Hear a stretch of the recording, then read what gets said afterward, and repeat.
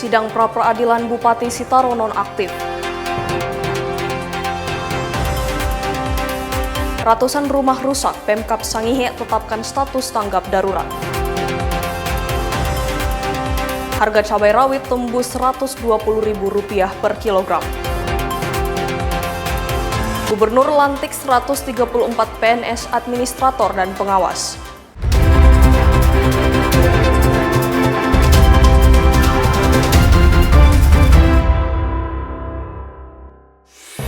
Selamat pagi saudara, kita jumpa kembali dalam program Kompas Sepekan. Selain 3 berita utama tadi, Anda juga bisa menikmati rangkuman sejumlah informasi menarik dalam sepekan yang dihimpun tim redaksi Kompas TV. Bersama saya Megumi Sumah, inilah Kompas Sepekan selengkapnya. Hanya di Kompas TV, independen, terpercaya.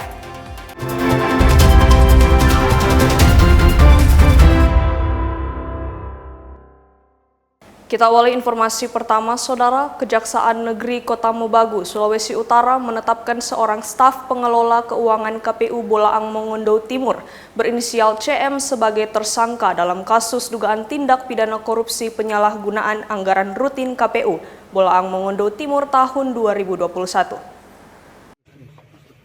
Usai ditetapkan sebagai tersangka, Krisyanto Mamangkai langsung digelandang petugas menuju rumah tahanan Kota Mobagu menggunakan kendaraan tahanan kejaksaan dengan mengenakan rompi tahanan. Krisyanto tampak pasrah saat dibawa menuju rutan.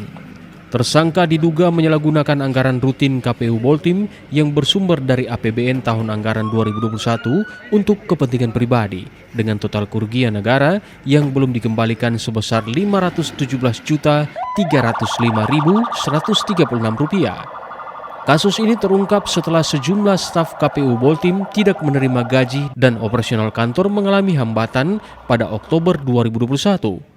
Temuan tersebut kemudian ditindaklanjuti melalui pemeriksaan oleh Inspektorat KPU RI.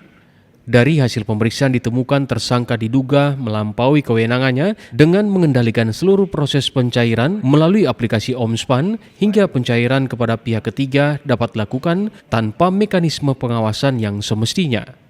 Berdasarkan hasil audit, kerugian negara mencapai Rp755 juta.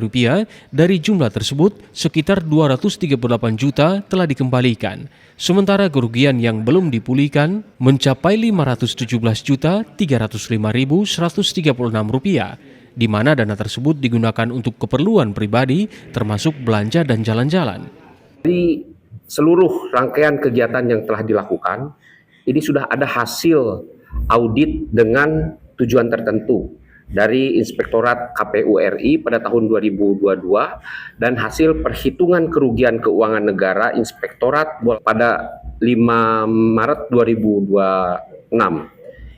Dengan hasil perhitungannya kerugian sebesar Rp755.569.937. Dari jumlah hitungan kerugian tersebut sudah dikembalikan sebesar Rp238.264.900. Nah, dan yang belum ditindaklanjuti atau belum dikembalikan sebesar Rp517.305.136. Dan tersangka mengakui itu telah digunakan untuk kepentingan pribadi, diantaranya belanja barang dan jalan-jalan.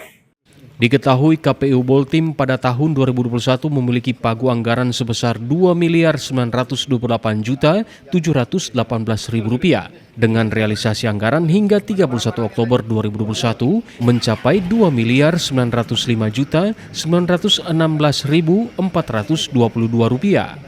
Saat ini Kejaksaan Negeri Kota Mobagu masih melengkapi berkas perkara untuk proses hukum lebih lanjut. Rahman Rahim, Kompas TV, Bolaang Mongondo Timur, Sulawesi Utara. Saudara, Kejaksaan Negeri Kota Mobagu, Sulawesi Utara kembali menetapkan satu tersangka lainnya dalam kasus dugaan korupsi pengelolaan anggaran rutin pada Komisi Pemilihan Umum Bolaang Mongondo Timur tahun anggaran 2021. Kali ini Bendahara Pengelolaan Keuangan KPU Boltim berinisial AK. Oknum Bendahara KPU Boltim inisial AK langsung digelandang tim penyidik tindak pidana khusus menuju rumah tahanan negara kelas 2B Kota Mobagu pada Senin malam. AK yang menjabat sebagai bendahara pengelola keuangan KPU Bolaang Mongondo Timur ditetapkan sebagai tersangka dan ditahan selama 20 hari ke depan untuk kepentingan penyidikan kasus dugaan tindak pidana korupsi penyalahgunaan pengelolaan anggaran rutin KPU Boltim tahun 2021. Penetapan tersangka dilakukan setelah tim penyidik menemukan bukti permulaan yang cukup di mana tersangka diduga bersama CM, staf pengelola keuangan KPU Boltim yang telah ditetapkan sebagai tersangka terlebih dahulu, bekerja sama melakukan tindakan melampaui kewenangan dengan memanipulasi data dan mencairkan anggaran yang tidak sesuai mekanisme serta ketentuan perundang-undangan. Akibatnya negara mengalami kerugian yang bersumber dari anggaran pendapatan belanja negara sebesar 755 juta rupiah. Dari total tersebut, sekitar 238 juta rupiah telah dikembalikan, sementara belum dipulihkan masih mencapai 517 juta rupiah lebih. Merugikan negara sebesar 755.969.937 rupiah yang sudah dikembalikan sebesar 238.264.900 rupiah dan belum ditindaklanjuti sebesar 517.305.136 rupiah. Dia selaku bendahara pengeluaran yang bersama-sama dengan ACM ya melakukan pengeluaran uang yang seharusnya tidak bisa keluar, tapi atas kesepakatan bersama uang itu dicairkan dengan cara yang kemarin sudah tersampaikan. Perbuatannya dia memanipulasi atau mengambil akun dari pengelola keuangan.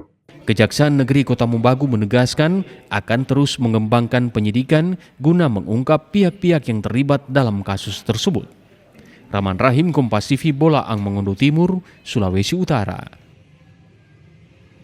Saudara, sidang pra-peradilan yang diajukan Bupati Kepulauan Sitaro nonaktif Cynthia Ingrid Kalangit kembali digelar di Pengadilan Negeri Tipikor Manado Selasa pagi. Dalam sidang tersebut, tim kuasa hukum pemohon menyerahkan 46 dokumen bukti untuk mendukung gugatan atas penetapan tersangka dalam kasus dugaan korupsi dana stimulan erupsi Gunung Ruang tahun 2024.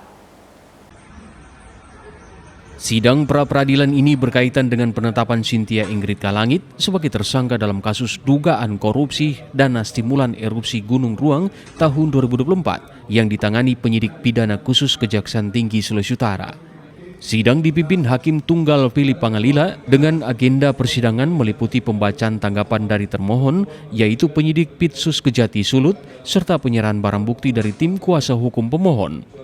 Penasihat hukum pemohon Supriyadi mengatakan pihaknya menyerahkan sekitar 46 bukti dalam sidang tersebut. Sementara pihak termohon menyampaikan 94 bukti untuk mendukung argumentasi mereka. Menurut Supriyadi, pengadilan telah menjadwalkan persidangan berlangsung setiap hari untuk mempercepat proses pemeriksaan perkara. Pada sidang berikutnya, pihak pemohon akan menghadirkan 2 orang saksi ahli serta saksi fakta. Kalau agenda hari ini kan jawaban dari pihak termohon dan pengajuan bukti antara pemohon dan termohon. Dari pihak kami itu kurang lebih 46, dari termohon 94 bukti yang diajukan. Untuk sidang besok hari insya Allah saksi ahli dari kami sebagai pemohon. Ya, besok yang penting. Besok itu ada berapa ahli Pak yang rencana akan didengarkan Pak? 2 ahli. Kurang lebih 2 ahli. Untuk jamnya nanti ada saksi fakta, tapi nanti kita lihat seperti apa perkembangan besok. Di sisi lain, tim termohon dari Kejaksaan Tinggi Sulawesi Utara menegaskan menolak seluruh dalil yang diajukan pemohon dalam gugatan pra-peradilan tersebut. Jaksa Edwin Tumbuno menyatakan sikap termohon telah disampaikan secara resmi dalam tanggapan yang dibacakan di dalam persidangan. Termohon adalah menolak segala dalil yang diajukan oleh pemohon. Yang lengkapnya seperti telah kami bacakan tadi dan Bapak Ibu telah mendengarkan. Pak, dan berapa banyak bukti surat yang dimasukkan oleh? Ada 93. Ada 94 tapi ada satu yang cancel jadi 93. Pasti kami akan menghadirkan sesuai jadwal untuk saksi dari termohon hari Kamis. Sidang pra-peradilan Bupati Sitaro nonaktif Cynthia Ingrid Kalangit akan dilanjutkan Rabu hari ini dengan agenda pemeriksaan saksi ahli dari pihak pemohon. Jimmy Dapar, Kompas TV Manado, Sulawesi Utara. Saudara, kasus penikaman di depan Jumbo Pasar Swalayan Manado pada Sabtu pekan lalu viral di media sosial. Kasus ini mengakibatkan satu sopir angkot inisial FW meninggal dunia karena mengalami beberapa luka tusukan. Kedua pelaku telah menyerahkan diri ke Polresta Manado. Penyebab tindak pidana penikaman terhadap supir angkut di depan Jumbo Pasar Swalayan Manado akhirnya terungkap. Melalui keterangan resmi yang diperoleh oleh penyidik, Kasat Reskrim Polresta Manado AKP Elwin Kristanto membeberkan korban mencegat kendaraan pelaku dan melakukan pemukulan terhadap salah satu pelaku hingga mengenai bagian wajah. Namun beberapa saat kemudian korban menghubungi mereka dan meminta kembali ke lokasi dengan maksud menyelesaikan persoalan yang terjadi. Saat kedua pelaku kembali ke tempat kejadian, situasi justru kembali memanas dan berdasarkan pengakuan kedua pelaku, korban diduga lebih dahulu menyerang menggunakan senjata tajam namun berhasil ditangkis sebelum kedua pelaku kemudian membalas dengan melakukan penikaman terhadap korban. Terduga pelaku berinisial B sebelumnya menjadi korban pemukulan yang dilakukan oleh FW atau P, yaitu korban, bersama dengan rekannya yaitu S di depan salah satu swalayan yang ada di kota Manado. Setelah kejadian tersebut, tersangka B bersama dengan tersangka N mendatangi kawasan Pasar 45 dengan tujuan untuk menemui korban yaitu FM alias P untuk membicarakan dan menyelesaikan permasalahan yang terjadi sebelumnya. Setibanya di lokasi, terjadi pertemuan antar pihak yang kemudian berujung pada pertengkaran berdasarkan keterangan dari tersangka. Korban FM alias P diduga terlebih dahulu mencabut senjata tajam dan melakukan penyerangan ke arah N alias N. Selanjutnya terjadi aksi saling serang menggunakan senjata tajam antara korban dengan para tersangka. Dan kejadian tersebut, ND alias N dan JB alias B melakukan penikaman terhadap korban FM alias P secara berulang kali. Usai kejadian, kedua pelaku langsung mendatangi Polresta Manado untuk menyerahkan diri. Dari tangan mereka berdua juga membawa barang bukti senjata tajam yang diduga digunakan dalam peristiwa tersebut. Jimmy Dapar, Kompas TV Manado, Sulawesi Utara. Saudara, drama tersangka kasus dugaan penipuan jasa wedding organizer berinisial TT alias Tita akhirnya berakhir. Perempuan yang merupakan pemilik BT Production itu resmi diserahkan penyidik Polresta Manado kepada Jaksa Penuntut Umum Kejari Manado Selasa 9 Juni 2026. Pelimpahan tahap 2 tersebut dilakukan setelah penyidik melakukan upaya paksa penjemputan terhadap tersangka di wilayah Tonano Barat pada Senin 8 Mei 2026 malam. Sebelumnya tersangka beberapa kali tidak memenuhi panggilan penyidik untuk proses pelimpahan perkara. Saat diamankan, TT mengaku sedang sakit ambien dan menunjukkan surat keterangan sakit. Untuk memastikan kondisi kesehatan tersangka, penyidik kemudian membawa yang bersangkutan ke Rumah Sakit Bayangkara Karombasan guna menjalani pemeriksaan medis. Hasil pemeriksaan rumah sakit menyatakan tersangka tidak mengalami kondisi sakit sebagaimana yang tercantum dalam surat keterangan yang dibawanya. Kasus yang menjerat TT bermula dari laporan dugaan penipuan yang dibuat korban atas nama Juita Ria Masinambau pada 3 Juli 2023. Korban mengaku mengalami kerugian sebesar 124 juta rupiah setelah menggunakan jasa wedding organizer Brania Tita untuk mengurus acara pernikahan. Namun mendekati hari pernikahan, tempat dan vendor belum disiapkan. Bahwa pada hari Selasa tanggal 9 Juni tahun 2026 kita telah melaksanakan kegiatan tahap 2 atau penyerahan barang bukti dan tersangka dengan atas nama tersangka yaitu inisial TT terkait dugaan tindak pidana penipuan dan penggelapan terhadap wedding organizer yang dengan kerugian kurang lebih 124 juta sekian, dan sekitar pada pukul 2 siang atau 14.00 kita telah menyerahkan tersangka tersebut ke Kejaksaan Negeri Manado. Usai menjalani pemeriksaan kesehatan, tersangka langsung diserahkan ke Kejaksaan Negeri Manado untuk diproses lebih lanjut. Jimmy Dapar, Kompas TV Manado, Sulawesi Utara. Saudara, ratusan rumah rusak, Pemkab Sangihe tetapkan status tanggap darurat. Informasinya akan kami hadirkan sesaat lagi. Tetaplah bersama kami.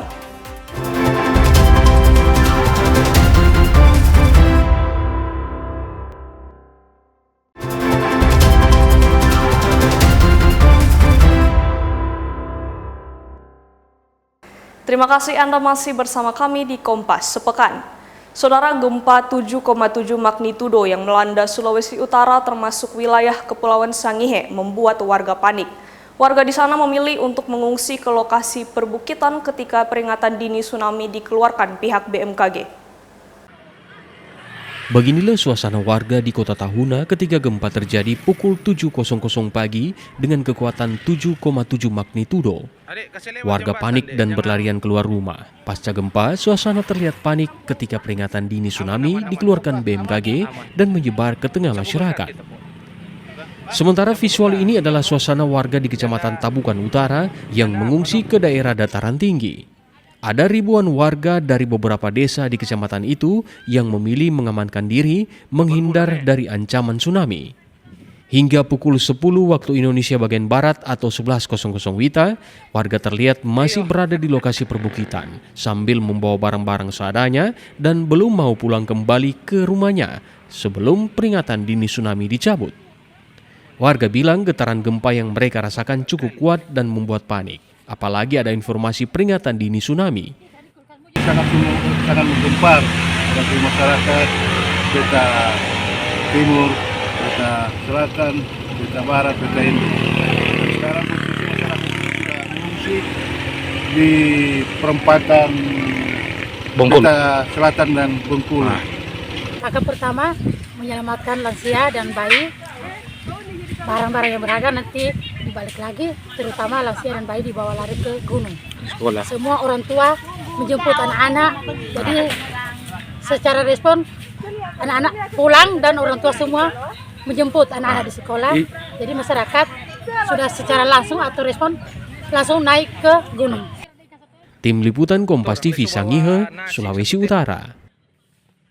Saudara, gempa bumi dengan kekuatan 7,7 juga membuat beberapa rumah di daerah Kabupaten Kepulauan Sangihe rusak.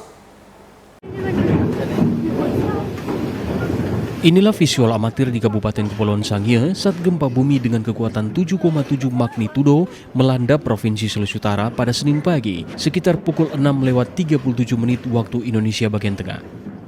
Nampak dermaga bergoyang saat gempa terjadi. Para ASN juga berhamburan keluar ruangan untuk menyelamatkan diri. Akibat kejadian ini, beberapa rumah warga di Kabupaten Kepulauan Sangihe rusak. Sementara itu, Kepala Badan Penanggulangan Bencana Daerah Sulawesi Utara, Adolf Tamengkel bilang, masyarakat khususnya yang berada di pesisir pantai diminta untuk waspada terhadap gempa susulan. Dan yang paling dekat yang terdampak di Kabupaten Sangihe itu Pulau Marore. Dan status kita siaga. Saya sebagai Kepala BPBD Provinsi Utara diperintahkan Pak Gubernur Provinsi Utara, Pak Majen TNI Purnawirawan Julius Silvanus SE untuk memberitahukan kepada masyarakat yang ada di kepulauan, khususnya di Sangihe, Citaro, dan Talaut untuk waspada, untuk berhati-hati, untuk menghindar di tepian pantai karena ada gempa, takutnya ancaman tsunami.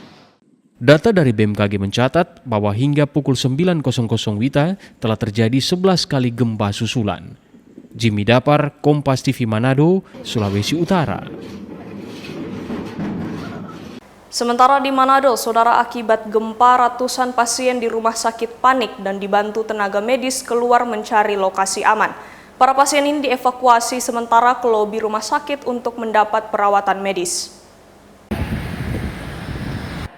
Pasien Rumah Sakit Siloam Manado harus dievakuasi dan dirawat di lobi setelah gempa berkekuatan 7,7 magnitudo mengguncang Sulawesi Utara Senin pagi. Tenaga medis membantu pasien duduk di kursi dan merapikan selang infus. Keluarga pasien mengaku saat gempa terjadi dirinya sedang menjaga anak yang sedang sakit di kamar, langsung mencari jalur evakuasi dan keluar gedung. Gempa kami ada di rumah sakit Siloam, pas anak ada sakit kan, aku ada di kamar, sementara sarapan pagi ada rasa getaran gempa bumi. Jadi saya bilang ayo langsung keluar ruangan, kita cari jalur evakuasi. Perasaan ibu waktu gempa gimana? Langsung agak panik, cuma saya bilang tenang dulu, jangan langsung lari ke tangga darurat, takutnya kan jatuh. Adi langsung bawa infusnya, langsung sama-sama kita lari sama pasien lain-lain. Diketahui dari data BMKG, gempa yang berpusat di 244 km arah barat laut Pulau Karatung, Sulawesi Utara berkekuatan 7,7 ini belum ada laporan kerusakan. Jimmy Dapar, Kompas TV Manado, Sulawesi Utara. Informasi masih terkait gempa 7,7 magnitudo. Saudara, di Gorontalo termasuk Kabupaten Gorontalo Utara, otoritas terkait membunyikan sirine peringatan tsunami dan sejumlah sekolah terpaksa memulangkan siswanya lebih awal sebagai langkah antisipasi.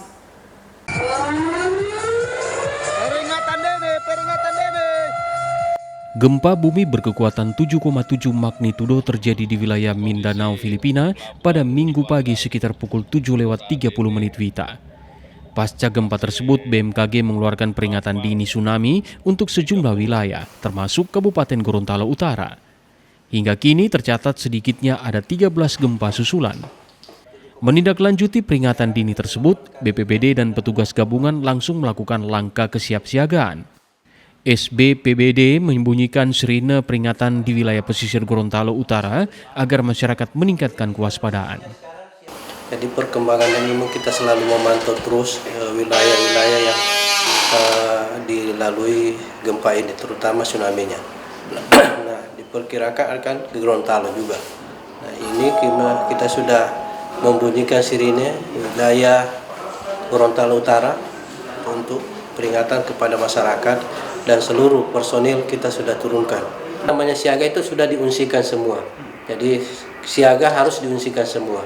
Ini makanya masyarakat di sana sudah diamankan oleh teman-teman tadi, TNI Polri, kemudian ada polisinya. Sejumlah sekolah di Gorontalo Utara juga memutuskan memulangkan siswa lebih awal sebagai langkah antisipasi. Pihak sekolah menyebut keputusan tersebut diambil untuk menjaga keselamatan siswa sambil menunggu perkembangan informasi resmi dari pihak berwenang. Karena sudah ada peringatan dini tsunami yang sekarang sudah masuk di level PD 3.1, makanya segera dipulang untuk menjaga kita punya keselamatan dari tsunami. Hingga kini petugas gabungan masih berada di sejumlah titik pesisir untuk memantau kondisi lapangan dan memberikan informasi kepada masyarakat. Warga diimbau untuk tetap tenang namun waspada, serta terus memantau informasi resmi dari BMKG dan instansi terkait. Fikar Buntuan, Kompas TV, Gorontalo. Saudara, pemerintah Kabupaten Kepulauan Sangihe menetapkan status tanggap darurat pasca guncangan gempa bermagnitudo 7,7 mengguncang wilayah tersebut. Penetapan status tanggap darurat dikeluarkan karena dampak gempa yang menyebabkan ratusan rumah rusak. Usai diguncang gempa bermagnitudo 7,7 pada Senin pagi, pemerintah Kabupaten Kepulauan Sangihe menetapkan status tanggap darurat di wilayah tersebut. Kepala BPBD Kabupaten Kepulauan Sangihe, Wandu Labesi bilang, penetapan status tanggap darurat tersebut memperhatikan dampak kerusakan akibat gempa tersebut. Pasca bencana gempa bumi yang terjadi tadi pagi sekitar pukul 7:30 waktu Indonesia bagian tengah, memang di daerah Kabupaten Kepulauan Sangihe sangat terdampak, di mana ada beberapa kecamatan yang melaporkan jumlah fasilitas baik rumah maupun fasilitas umum yang rusak. Ini hampir 100, kurang lebih 100 unit yang rusak, dan oleh karena begitu banyaknya kerusakan yang terjadi, maka pemerintah daerah telah menetapkan status tanggap darurat. Data terkini dari BPBD Sangihe terbaru, ada hampir 100 rumah termasuk gereja dan sekolah yang tersebar di beberapa kecamatan mengalami kerusakan sebagai dampak guncangan gempa tersebut. Kerusakan tersebut ada yang rusak ringan maupun rusak sedang.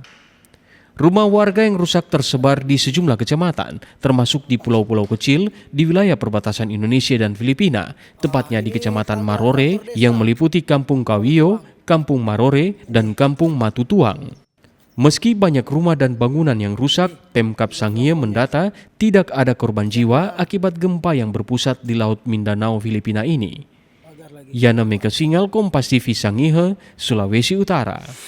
Saudara, harga cabai rawit tembus Rp120.000 per kilogram. Informasinya akan kami hadirkan sesaat lagi. Tetaplah bersama kami.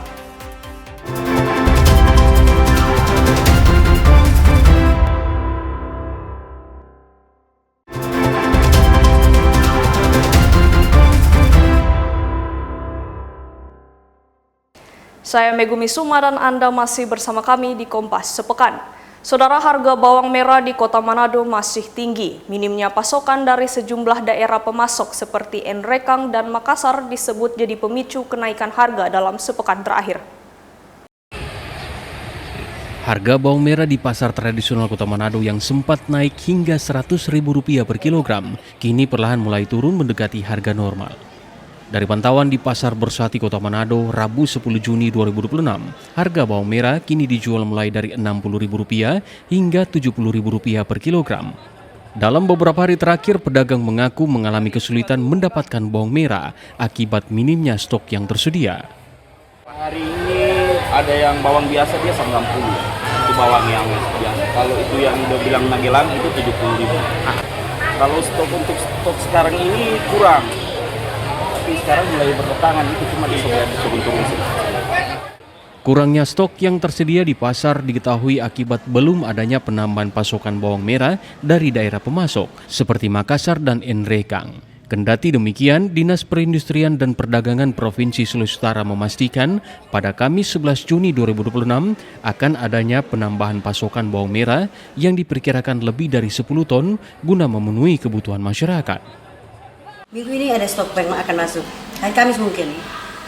Hari Kamis. Tadi ada cuma satu truk aja baru 9-10 ton itu. Baru hari ini cuma itu. Hari Kamis masuk banyak. Diperkirakan berapa? Perkiraan berapa ton belum ada info, tapi lumayan banyak. Lebih dari 10 ton. Biasa begitu. Sementara itu, harga bumbu dapur lainnya terpantau masih stabil, termasuk harga tomat yang sempat meroket hingga Rp80.000 per kilogram, kini telah dijual senilai Rp10.000 hingga Rp12.000 per kilogram. Swingli Manderes, Kompas TV Manado, Sulawesi Utara. Sementara itu, saudara, selain sejumlah bahan pokok di pasar tradisional Kota Manado alami kenaikan harga, terutama pada minyak goreng curah yang kini tembus angka Rp22.000 dari harga normal Rp19.000. Sementara komoditas cabai rawit harganya meroket hingga Rp120.000 per kilogram. Kenaikan harga bahan pokok dan bumbu dapur terus terjadi di pasar tradisional Kota Manado. Dari pantauan di Pasar Bersati pada 11 Juni, kenaikan harga bahan pokok terutama terjadi pada minyak goreng curah yang kini dijual Rp22.000 per kilogram, naik sebesar Rp3.000 dari harga normal. Kenaikan sudah terjadi lebih dari 3 pekan, diikuti oleh kenaikan harga beras yang mulai dijual dengan harga Rp16.500 hingga Rp18.000 per kilogram untuk kategori beras medium. Kenaikan juga terjadi pada bumbu dapur seperti cabai rawit yang naik signifikan hingga Rp120.000 per kilogram. Pedagang menyebut naiknya harga cabai rawit karena kurangnya pasokan yang masuk. Sementara untuk bawang merah yang sempat naik hingga Rp100.000, kini mulai turun di kisaran Rp60.000 hingga Rp70.000 per kilogram. Pokoknya ini barang ini hampir semua naik, hampir semua. Pokoknya mau di beras, mau di minyak, kalau gula sih belum. Masih 385 sampai antara kemarin, tapi itu kita bilang sih dia sebenarnya nggak naik, cuman karena ada barang kasih naik minyak kalau kemarin terambil 400. Kalau harga jual jadi berapa? Biasa kan cuma 90, hari 120, pengiriman kurang. Kalau bawang merah yang sempat naik bagaimana? Sama. Masih tinggi. Tapi hari ini sudah ada stok baru. Ada. Eceran sekarang 80. Kenaikan harga bahan pokok dan bumbu dapur ini disebut oleh pedagang turut berdampak pada menurunnya penjualan mereka dalam seminggu terakhir. Masyarakat disebut kerap membatasi jumlah pembelian. Swingli Manderes, Kompas TV Manado, Sulawesi Utara. Saudara, harga beras di Kota Gorontalo terus merangkak naik dalam beberapa pekan terakhir. Di saat yang sama, pedagang menyebut stok minyak goreng bersubsidi minyak kita juga langka di pasar. Kenaikan harga beras dan langkanya minyak kita terjadi di pasar sentra Kota Gorontalo. Dalam beberapa pekan terakhir, harga beras di tingkat pedagang terus mengalami kenaikan akibat berkurangnya pasokan dari distributor. Harga beras naik antara 100 hingga 150 ribu rupiah per koli. Kenaikan ini juga berdampak pada harga jual eceran yang rata-rata naik sekitar Rp1.000 per liter. Tak hanya beras, kelangkaan minyak goreng bersubsidi merek minyak kita juga menjadi perhatian. Di sejumlah lapak pasar sentra, stok minyak kita disebut telah kosong selama 2 pekan terakhir. Pedagang bilang kenaikan harga dan berkurangnya ketersediaan stok turut mempengaruhi daya beli masyarakat. Sekarang agak mengurang, tapi kenaikan harga berasnya naik. Harga beras, Pak? Itu yang disaran sekitaran 600-an lebih, sekarang sudah 700-an lebih. Apa yang Pandanwangi itu? Pandanwangi itu yang harga masih murah itu dia sekitar 800 per koli ambilnya. Baru pengeluaran sekarang sekitar 1 juta. Pembeli itu agak kurang karena adanya harga mahal. Dan orang biasanya harga murah, nah begitu beras naik, nah orang mulai mengurangi ini pembelian. Langkanya minyak kita juga berdampak pada kenaikan harga minyak goreng curah. Harga minyak curah naik sekitar Rp100.000 per galon atau bertambah hingga Rp3.000 per liter. Pedagang berharap pasokan beras dan minyak kita segera kembali normal agar harga dapat stabil dan aktivitas perdagangan kembali berjalan seperti biasa. Fikar Buntuan, Kompas TV, Gorontalo. Saudara, minyak goreng bersubsidi merek minyak kita sudah sekitar 2 bulan menghilang dari pasar sentral Kota Gorontalo. Para pedagang menyebut hingga kini belum ada kepastian kapan pasokan akan kembali masuk ke pasar. Rak penjualan minyak goreng bersubsidi merek minyak kita di pasar sentra Kota Gorontalo terlihat kosong. Pedagang mengaku sudah sekitar 2 bulan tidak menerima pasokan baru dari distributor, meski data administrasi telah dicatat pemerintah. Akibatnya produk minyak goreng bersubsidi yang selama ini menjadi pilihan banyak masyarakat kini sulit ditemukan di pasar. Pedagang bilang belum mendapatkan penjelasan pasti mengenai penyebab terhentinya pasokan minyak kita tersebut. Apalagi Mas? Kayaknya tidak masuk serentak di ya, cuma tanpa yang tertentu yang masuk. Kalau macam saya ini didaftar, diminta semua formulirnya itu pada akhirnya sampai sekarang tidak ada. Sudah daftar, lalu tidak ada terkirim. Sudah berapa lama Pak tidak ada minyak kita di sini? Sekitar 2 bulan lebih. Di lapak lainnya sempat mendapatkan stok minyak kita sekitar 2 pekan lalu. Namun hingga kini belum ada tanda-tanda masuknya kembali pasokan minyak kita ke pasar sentra Kota Gorontalo. Pedagang berharap pasokan minyak goreng bersubsidi segera kembali normal agar harga dan ketersediaan minyak goreng di pasar dapat stabil. Fikar Buntuan, Kompas TV, Gorontalo. Saudara, harga minyak goreng curah di pasar Bersahati Manado naik. Kenaikan harga minyak goreng curah hingga Rp22.000 per kilogramnya. Sementara harga minyak goreng minyak kita tetap di harga eceran yang ditetapkan pemerintah yakni Rp15.700 per kilogram. Untuk informasi lengkapnya terkait fluktuasi harga minyak goreng, ikuti laporan jurnalis Kompas TV Swingli Manderes dan kameramen Hence Tumilaar yang telah direkam sebelumnya. Ya saudara, saat ini saya sedang berada di Pasar Bersahati Kota Manado, di mana kami tengah memantau pergerakan harga dari sejumlah bahan pokok. Nah, salah satu bahan pokok yang cukup signifikan mengalami kenaikan harga adalah minyak goreng curah. Di tengah kenaikan harga minyak goreng curah, saat ini masyarakat cenderung beralih ke penjualan minyak kita yang dikeluarkan pemerintah dan masih dijual dengan harga eceran tertinggi yaitu senilai 15.700. Untuk lebih lengkapnya kita akan bertanya ke pedagang yang ada di Pasar Bersati. Saat ini saya sudah berada bersama dengan Ibu Feby yang merupakan salah satu pemilik gerai yang ada di Pasar Bersati. Selamat pagi Bu Feby. Pagi. Bu, izin kami bertanya untuk ketersediaan stok minyak kita seperti apa? Stok minyak kita ada. Untuk ketersediaannya bagaimana Bu? Apakah rutin dipasok dan berapa sih sekali pasok? Kalau sekali pasok itu dia 25 sampai 30 karton. Itu masuknya seminggu sekali. Bu, kalau terkait dengan stok yang rutin, apakah masyarakat juga beralih menggunakan minyak kita di tengah tingginya harga minyak goreng curah? Iya, masyarakat lebih memilih minyak kita daripada minyak curah. Alasannya apa? Karena minyak curah lebih mahal dari minyak kita. Untuk sementara harga minyak goreng curah dijual berapa? Untuk sementara 22.000 1 kilo. Sekali masuk 25, biasanya habis dalam berapa lama untuk minyak goreng? Itu kita kasih batas, 1 orang 2 liter. Itu bisa habis dalam? Bisa habis dalam 1 minggu. Ya, saudara, di tengah kenaikan harga minyak goreng curah, masyarakat kemudian beralih menggunakan minyak kita yang masih dengan harga 15.700. Namun kendati demikian, peningkatan harga bahan pokok bukan hanya terjadi pada minyak goreng curah. Kami mencatat kenaikan bahan pokok juga terjadi pada harga beras kategori medium hingga premium, di mana harga beras yang awalnya dijual dengan harga normal 15.000, sekarang mulai dijual dengan harga 16.500 hingga 18.000. Sementara itu para pedagang juga mengeluhkan tingginya harga plastik yang cukup membebani operasional penjualan mereka di pasar. Swingli Manderes, Hencer Tumelaar, Kompas TV, Manado. Saudara Kapolda serahkan bantuan ke warga korban banjir bandang di Bolmong. Informasinya akan kami hadirkan sesaat lagi. Tetaplah bersama kami.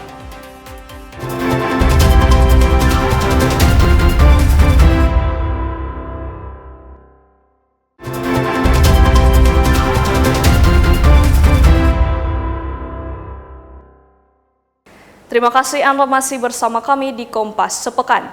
Saudara, tim gabungan Polda Sulawesi Utara menggelar operasi Sajam dan Miras di Kota Manado Sabtu malam pekan lalu. Operasi ini dilaksanakan untuk mencegah dan menurunkan angka kriminalitas di Kota Manado. Operasi gabungan menyisir sejumlah kawasan yang dinilai rawan terjadi gangguan keamanan dan ketertiban masyarakat. Sasaran operasi meliputi kawasan permukiman, pusat keramaian, geng-geng kecil, hingga titik berkumpulnya anak-anak muda yang kerap menjadi lokasi potensi pelanggaran hukum. Dalam kegiatan tersebut, petugas juga melakukan pemeriksaan terhadap kendaraan yang menggunakan knalpot brong serta kendaraan tanpa plat nomor. Langkah ini dilakukan untuk mengantisipasi aksi kriminalitas, peredaran senjata tajam, dan berbagai bentuk pelanggaran yang dapat mengganggu Kamtibmas.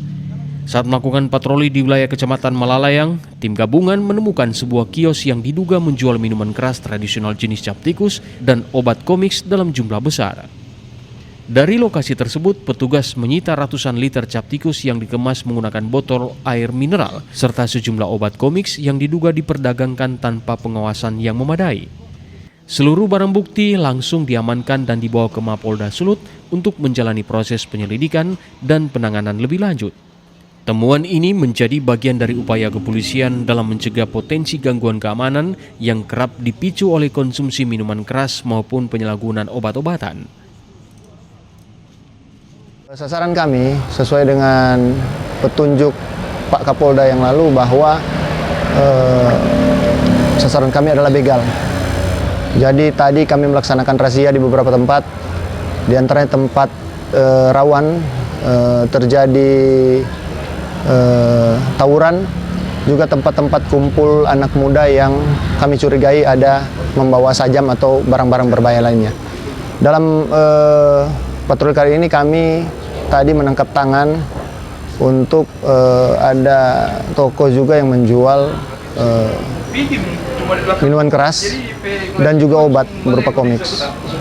Ya, kita tahu bersama kalau komiks digunakan dalam jumlah banyak, ya itu akan mendatangkan efek yang ya rekan-rekan sendiri tahu. Polda Sulut memastikan patroli gabungan dan operasi KRYD akan terus ditingkatkan secara berkelanjutan. Langkah ini dilakukan untuk menekan angka kriminalitas, mencegah aksi begal, tawuran, dan kepemilikan senjata tajam, serta menjaga situasi Kamtipmas tetap aman dan kondusif di Kota Manado dan seluruh wilayah Sulawesi Utara. Jimmy Dapar, Kompas TV Manado, Sulawesi Utara. Sementara di Gorontalo, saudara, belasan kendaraan diamankan Satlantas Polresta Gorontalo Kota dalam operasi balap liar Minggu dini hari di kawasan Bundaran Saronde, Kota Gorontalo. Belasan kendaraan yang disita ini diduga terlibat balap liar dan melakukan berbagai pelanggaran lalu lintas. Satuan Lalu Lintas Polresta Gorontalo kembali menggelar operasi penertiban balap liar di kawasan Bundaran Saronde, Kota Gorontalo pada Minggu dini hari. Operasi menyasar pengendara yang diduga terlibat balap liar serta melakukan pelanggaran kelengkapan kendaraan. Dalam operasi ini, polisi mengamankan 2 unit mobil dan 11 unit sepeda motor. Kanit Turjawali Satlantas Polresta Gorontalo Kota menyebut kendaraan diamankan karena ditemukan melakukan berbagai pelanggaran. Mulai dari penggunaan knalpot tidak sesuai spesifikasi teknis, tidak memiliki surat izin mengemudi atau SIM, hingga pelanggaran lalu lintas lainnya. Polisi juga menemukan satu pengendara yang diduga berada dalam pengaruh minuman keras. Kanit Turjawali Satlantas Polres Gorontalo Kota bilang sebagian besar pelanggar yang terjaring operasi didominasi oleh kalangan pelajar. Kami menerima pengaduan masyarakat di 110. Disitulah kami langsung turun TKP dan melaksanakan operasi balap liar. Pada saat ini kami amankan ada 13 unit kendaraan, yaitu yang pertama 2 unit mobil dan 11-nya itu sisanya motor semua, roda 2 semua. Polisi menghimbau para orang tua untuk meningkatkan pengawasan terhadap anak-anak mereka, terutama pada malam hari. Langkah ini dinilai penting untuk mencegah keterlibatan remaja dalam aksi balap liar yang dapat membahayakan diri sendiri maupun pengguna jalan lainnya. Fikar Buntuan, Kompas TV, Gorontalo. Saudara, Kapolda Sulawesi Utara Irjen Pol Royke Harilangi meninjau langsung lokasi banjir bandang di Desa Soli Mandungan 2, Kecamatan Bolaang, Kabupaten Bolaang Mongondo, Sulawesi Utara, Senin pagi. Setibanya di lokasi, Kapolda bersama rombongan disambut Bupati Bolaang Mongondo Yusra Al-Habsyi beserta jajaran Forkopimda. Dalam kunjungan tersebut, Kapolda meninjau kondisi sungai yang menjadi salah satu titik terdampak banjir. Kapolda melihat langsung proses pengerukan sungai yang saat ini dilakukan pengerukan alat berat saat banjir bandang terjadi. Sungai tersebut meluap akibat tingginya debit air yang disertai tumpukan material kayu yang terbawa arus. Selain meninjau lokasi, Kapolda juga bertemu dengan warga terdampak banjir bandang. Tercatat sebanyak 184 kepala keluarga menjadi korban dalam bencana tersebut, serta memberikan bantuan berupa paket sembako guna membantu memenuhi kebutuhan dasar para korban. Pada kesempatan itu juga Kapolda mengajak masyarakat untuk bersama-sama menjaga kelestarian lingkungan, termasuk tidak membuang sisa kayu maupun sampah ke aliran sungai yang dapat memicu terjadinya banjir, serta terus menjaga keamanan dan ketertiban masyarakat pasca bencana. Bagian daripada komitmen pemerintah bahwa bagian daripada hadirnya negara, karena beberapa waktu yang lalu telah terjadi banjir bandang. Tentunya ada kesulitan masyarakat, ada kesulitan warga. Nah, negara perlu hadir. Saya sama Pak Bupati melaksanakan komitmen negara itu supaya dapat membantu kesulitan-kesulitan masyarakat. Ini kan merupakan satu proses alam, sehingga kita harus lebih peka. Dalam arti kita harus menjaga kelestarian alam, lingkungan. Orang jaga sama-sama. Salah satunya jangan buang sampah. Kalau potong kayu jangan seiko sungai. Kira-kira begitu. Pasti juga tidak mau taprok DP aliran sungai itu. Nah, ini kan karena memang terjadi, ya orang Manado bilang taprok. Karena ada batang-batang kayu yang besar ditampah dengan sampah. Jadi tolong seluruh warga manjo menjaga. Karena dengan menjaga alam juga menjaga Kamtipmas, maka semua keteraturan sosial bermasyarakat, bernegara ini akan terjalin dengan baik. Kehadiran jajaran Polda Sulawesi Utara di lokasi bencana merupakan bentuk kepedulian dan kehadiran negara di tengah masyarakat yang sedang mengalami musibah. Rahman Rahim, Kompas TV, Bolaang Mongondo, Sulawesi Utara. Saudara, jabatan Komandan Korem 131 Santiago berganti dari pejabat lama Brigjen TNI Martin Susilo Turnip kepada Brigjen TNI Yuri Elias Mamahi. Prosesi serah terima jabatan berlangsung di Aula Makorem 131 Santiago pada Selasa kemarin. Pangdam 13 Merdeka Maijen TNI Mirsa Agus memimpin serah terima jabatan Komandan Korem 131 Santiago dari Brigjen TNI Martin Susilo Turnip kepada Brigjen TNI Yuri Elias Mamahi. Rangkaian sertijab dan tradisi Satuan Korem 131 Santiago berlangsung di Aula Makorem 131 Santiago dan dihadiri perwira tinggi di jajaran Kodam 13 Merdeka serta pejabat utama Makorem 131 Santiago. Dalam sambutannya, Maijen TNI Mirsa Agus menyambut hangat Brigjen TNI Yuri Elias Mamahi selaku pejabat baru dan menyampaikan apresiasi serta terima kasih atas kinerja Brigjen TNI Martin Susilo Turnip selama 2 tahun lebih menjabat berdinas di Korem 131 Santiago. Pangdam 13 Merdeka berharap pucuk pimpinan baru di Korem 131 Santiago ini dapat menjalankan tugas di Sulawesi Utara dengan penuh dedikasi dan dapat mewujudkan kemanunggalan TNI dengan rakyat. Apalagi posisi geografis Sulawesi Utara yang berada di kawasan Pasifik dan merupakan wilayah perbatasan antara Indonesia dan Filipina. Sulawesi Utara cukup strategis, kawasan Indonesia bagian Pasifik, di mana langsung berbatasan dengan negara tetangga yaitu Filipina. Kegiatan-kegiatan di jalur ALKI 3 sekaligus daerah yang kaya dengan sumber daya sehingga perlu perhatian khusus oleh Bapak Danrem melalui koordinasi dengan stakeholder yang ada. Di samping itu kita ketahui bersama bahwa ancaman berupa bencana alam sangat tinggi, khususnya gempa bumi seperti yang saudara tadi rasakan atau kemarin rasakan. Dalam konteks ini sebagai Danrem hadir bukan hanya sebagai komandan satuan, tetapi sebagai pemimpin kewilayahan melalui koordinasi yang terus-menerus dengan stakeholder yang ada, baik Forkopimda maupun satuan-satuan lain, baik vertikal maupun yang terdapat di sekitar sini atau horizontal.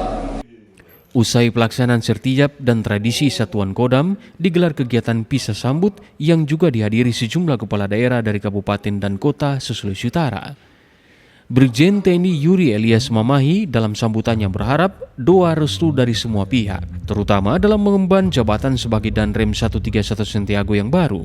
Dirinya siap berkolaborasi dengan stakeholder terkait dalam menjalankan tugas di Provinsi Sulawesi Utara. Kerjasama, saya minta doa restunya agar dapat menjalankan amanah sebagai Komandan Korem 131 Santiago dengan baik, berkoordinasi dengan baik.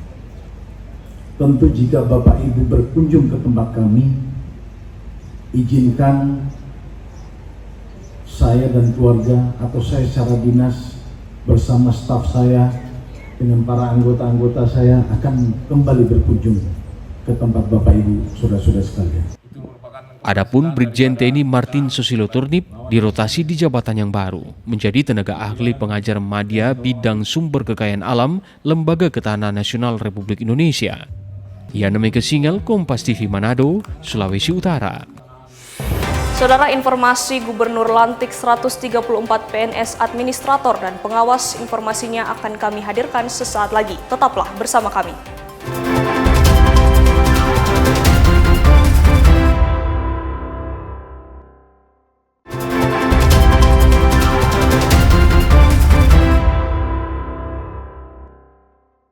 Saya Megumi Suma dan Anda masih bersama kami di Kompas Sepekan. Informasi dari Gorontalo, saudara, persiapan Pekan Nasional atau Penas Petani dan Nelayan Indonesia ke-17 di Kabupaten Gorontalo terus dimatangkan menjelang pelaksanaannya pada akhir Juni mendatang. Belasan ribu peserta dari berbagai daerah di Indonesia dikonfirmasi siap hadir dalam agenda nasional yang akan dipusatkan di Limboto ini. Pemerintah daerah bersama panitia terus memastikan seluruh persiapan Pekan Nasional Petani dan Nelayan Indonesia ke-17 berjalan sesuai target. Berbagai fasilitas dan sarana penunjang di kawasan Penas Limboto kini memasuki tahap akhir penyelesaian. Belasan ribu peserta dari berbagai provinsi telah menyatakan kesiapan untuk mengikuti kegiatan yang menjadi ajang pertemuan petani dan nelayan se-Indonesia. Sosialisasi dan promosi kegiatan juga terus dilakukan untuk meningkatkan partisipasi dan menyukseskan pelaksanaan PENAS di Gorontalo. Kegiatan ini diupayakan menjadi momentum untuk memperkenalkan potensi pertanian dan perikanan modern kepada peserta dari seluruh Indonesia. Bupati Gorontalo bilang kesempatan menjadi tuan rumah PENAS ke-17 merupakan sebuah kebanggaan dan penghargaan bagi masyarakat Gorontalo. 540 kabupaten kota di seluruh Indonesia. Alhamdulillah Kabupaten Gorontalo dapat kepercayaan jadi tuan rumah tahun ini. Ini kegiatan 3 tahunan. Pelaksanaan PENAS 17 Alhamdulillah sampai saat ini sudah mencapai final, hanya tinggal ada beberapa kegiatan yang butuh kita rampungkan. Sementara Kepala Dinas Pertanian Provinsi Gorontalo sebagai Ketua Panitia Pelaksana menyebut persiapan kegiatan kini hampir rampung. Seluruh kebutuhan dan fasilitas penunjang ditargetkan siap sepekan sebelum pelaksanaan PENAS. Jadi PENAS sampai sekarang kita terus persiapkan ya. Jadi baik sarana prasarananya, kepesertaannya, kemudian juga venue ya. Progresnya masih berjalan sesuai dengan rencana ya. Sekitar 70-75% sekarang ya kesiapan di lapangan. Ini bisa kita lihat sendiri dan insya Allah H-7 ya itu sudah terutama pekerjaan-pekerjaan struktur ya itu sudah selesai gitu. Tahapan sekarang ini finishing ya, jadi termasuk jalan yang akan dilalui oleh Bapak Presiden sedang finishing sekarang ya. Selain menjadi ajang silaturahmi petani dan nelayan, PENAS ke-17 juga akan diisi dengan berbagai kegiatan edukatif, mulai dari gelar teknologi, pameran inovasi pertanian hingga berbagai metode budidaya modern yang diharapkan dapat meningkatkan kapasitas dan produktivitas petani dan nelayan Indonesia. PENAS Petani dan Nelayan Indonesia ke-17 dijadwalkan berlangsung mulai 20 Juni mendatang.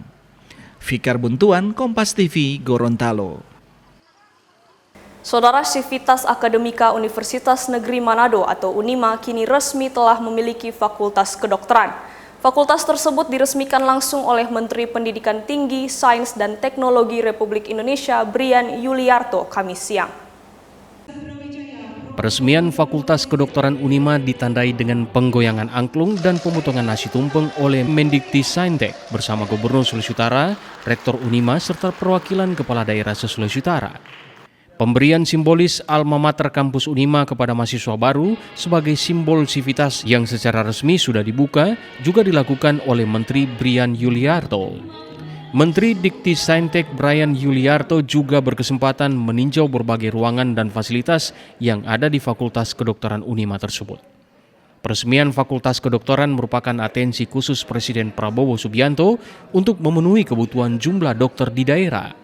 Seluruh 50 dokter atau mahasiswa FK baru ini ternyata berasal dari beasiswa yang didanai oleh seluruh Pemda provinsi maupun Pemda kota kabupaten di seluruh Sulawesi Utara.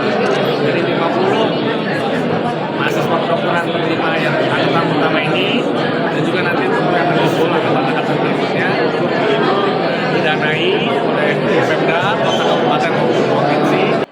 Pihak UNIMA menjamin para mahasiswa baru telah melalui proses penerimaan secara transparan dan sesuai dengan mekanisme dan prosedur.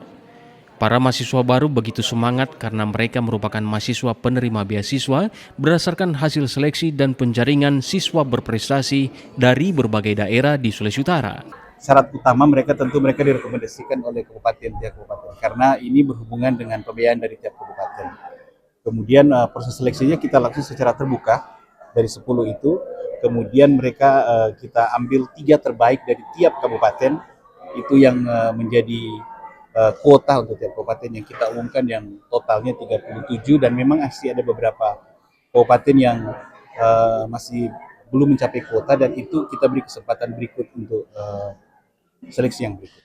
Jadi sangat amat bersyukur kepada Tuhan atas kesempatan yang sangat berharga yang diberikan dan tentunya sangat semangat Kak. Pidato-pidato yang telah disampaikan Pak Menteri, Pak Rektor, dan Pak Gubernur itu membangkitkan semangat saya sebagai calon dokter di mana saya siap untuk mengabdikan diri saya sepenuhnya kepada daerah asal. Jadi memang betul kami itu mendapatkan beasiswa 100% dari pemerintah kabupaten kota masing-masing. Kuota penerimaan mahasiswa baru Fakultas Kedokteran Unima berjumlah 50 mahasiswa, 37 mahasiswa lolos, sementara untuk 13 calon mahasiswa masih dalam tahap penerimaan dan ditargetkan tuntas sesuai kuota pada akhir Juni ini. Hadirnya Fakultas Kedokteran Unima diharapkan dapat menjawab tantangan kebutuhan dan pemerataan tenaga medis dan diproyeksikan mampu mengabdi hingga ke pelosok desa dan pulau terluar. Tim Liputan Kompas TV Minahasa, Sulawesi Utara. Saudara Menteri Sosial Republik Indonesia Saifullah Yusuf mengunjungi Sekolah Rakyat Menengah Pertama 21 Manado Kamis pagi. Kunjungan tersebut dilakukan untuk melihat secara langsung perkembangan peserta didik yang mengikuti program Sekolah Rakyat. Setibanya di Sekolah Rakyat Menengah Pertama atau SRMP 21 Manado, Menteri Sosial disambut antusias oleh para siswa, guru, serta jajaran pemerintah daerah. Dalam kesempatan tersebut, para siswa menampilkan beragam bakat dan keterampilan yang telah mereka kembangkan selama mengikuti pembelajaran di sekolah. Penampilan tersebut meliputi baris berbaris, tarian kabasaran, atraksi wusu, hingga paduan suara. Tidak hanya menampilkan kemampuan siswa, guru di SRMP 21 Manado juga melakukan simulasi kegiatan belajar mengajar di hadapan Menteri Sosial, orang tua, dan calon peserta didik. Menteri Sosial Republik Indonesia Saifullah Yusuf mengungkapkan kegiatan Open House SRMP 21 Manado ini menjadi sarana bagi calon siswa, orang tua, pemerintah daerah, dan masyarakat untuk melihat secara langsung proses pembelajaran dan perkembangan peserta didik yang telah mengikuti program pendidikan sejak Juli tahun lalu. Kita open house ya, Sekolah Rakyat Open House membuka kesempatan kepada calon siswa dan orang tuanya beserta tokoh-tokoh masyarakat, pemerintah daerah ya untuk melihat perkembangan pembelajaran di Sekolah Rakyat yang telah dimulai sejak Juli tahun lalu. Kita tahu sekarang, kita lihat secara langsung bagaimana anak-anak sudah lebih percaya diri, anak-anak kita lebih semangat untuk belajar, ya lebih bugar, lebih disiplin dan berani tampil di atas panggung. Itu adalah satu karakter-karakter yang positif dan diharapkan dengan adanya perkembangan ini ke depan mereka bisa lebih banyak lagi karya yang bisa tampil. Menteri Sosial Republik Indonesia berharap melalui program Sekolah Rakyat akan semakin banyak anak-anak dari keluarga kurang mampu yang mendapat akses pendidikan berkualitas dan gratis sehingga mereka dapat mengembangkan potensi diri dengan lebih optimal. Jimmy Dapar, Kompas TV Manado, Sulawesi Utara. Saudara Wakil Menteri Koordinator Bidang Hukum, HAM, Imigrasi dan Pemasyarakatan RI Otto Hasibuan meresmikan kantor pusat bantuan hukum saat melakukan kunjungan kerja ke Kota Manado, Sulawesi Utara, Kamis siang.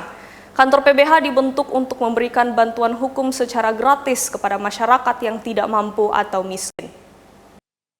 Kantor Pusat Bantuan Hukum ini akan menjadi salah satu wadah untuk membantu masyarakat yang membutuhkan bantuan hukum secara cuma-cuma. Wamen Otto Hasibuan bilang, Perhimpunan Advokat Indonesia hingga saat ini telah membuka 177 pusat bantuan hukum di seluruh Indonesia. Menurut Otto, layanan pro bono menjadi salah satu kunci untuk meningkatkan akses keadilan bagi masyarakat. Memiliki kantor cabang PBH itu di 177 cabang di seluruh Indonesia. Ini yang 177 ini dibentuk nih ya, PBH Peradi ini.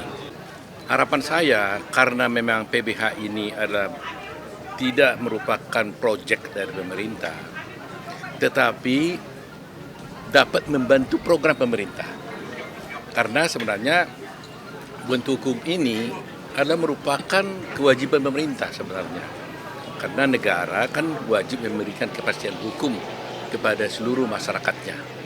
Nah, di sini PBH mengambil bagian di dalam melaksanakan program pemerintah ini sehingga membentuk PBH dengan cara pro bono. Tidak ada pemungutan uang untuk menangani perkara di sini.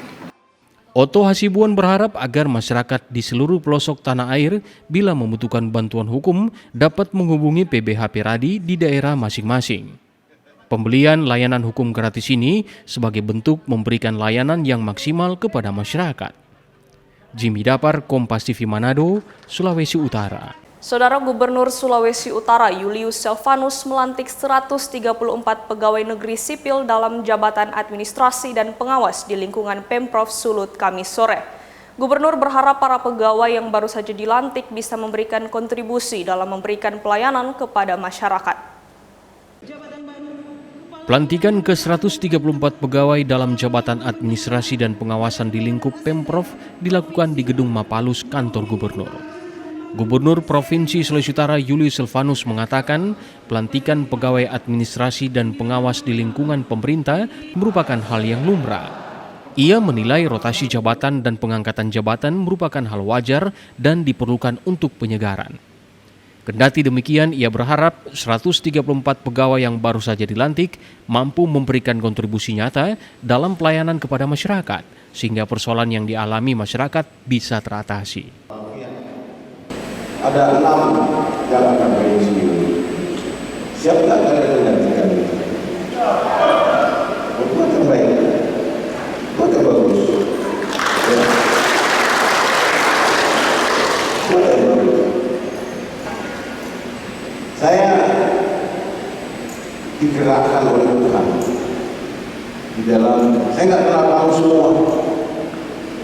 Saya kenal Oli, mana Oli, Sabar, kamu paling cantik dulu di sini. Pada kesempatan itu, Julius juga menekankan pentingnya pemahaman terhadap persoalan yang sedang dihadapi. Ia meminta agar seluruh ASN dapat bekerja dengan serius. Ia bilang keseriusan tersebut nantinya akan memberikan peningkatan karir yang lebih baik bagi para pegawai. Swingli Manderes, Kompas TV Manado, Sulawesi Utara. Informasi tadi menutup perjumpaan kita dalam program Kompas Sepekan. Tetap ikuti Kompas Sepekan setiap hari Sabtu. Saya Megumi Sumah pamit undur diri. Saksikan rangkaian program berita di Kompas TV Independen Terpercaya.